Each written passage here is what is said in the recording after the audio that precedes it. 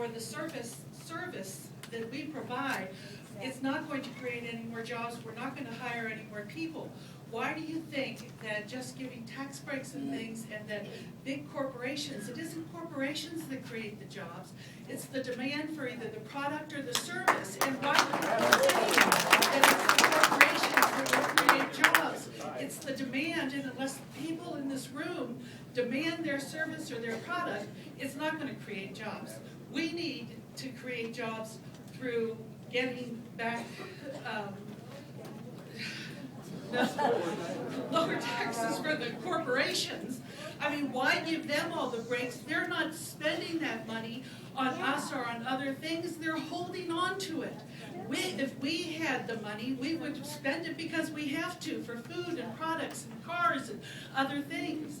It's the demand that creates the job, not corporations. And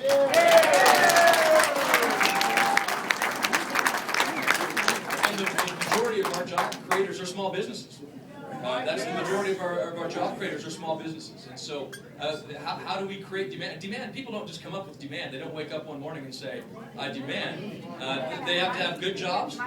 We got to create jobs. Where do those jobs come from? It's the ability for employers to hire new people or an individual to create their own job opportunity. There's a great business in Fort Collins.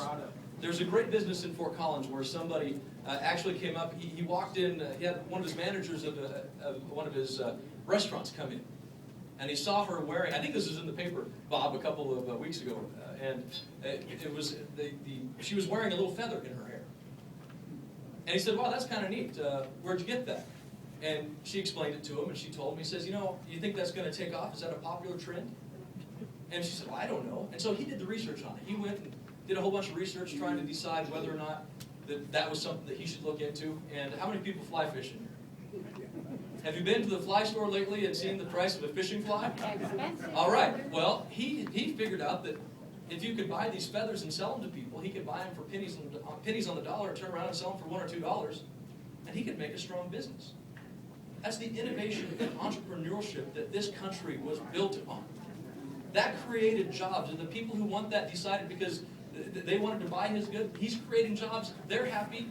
And how do we make sure that we have a nation of job creators? I am concerned. Excuse me. I am concerned that this government is too concerned making regulations that destroy jobs. And I don't think that's what we're going to do.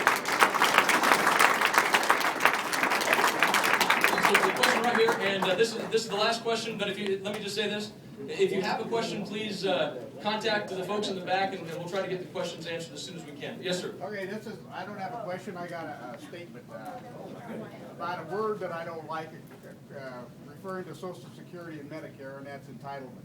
Yes. I've been working over 50 years. I'm 69, so I started when I was 15. And nobody asked me if I wanted to be participated. Right. So I'm going to tell you what an entitlement is. It's the lifelong benefits we give Congress and senators. It's the benefits we give the illegal aliens. And it's the benefits we give these crooked nations that turn around and shoot at us and kill our children because we send them over there and give them rules of engagement.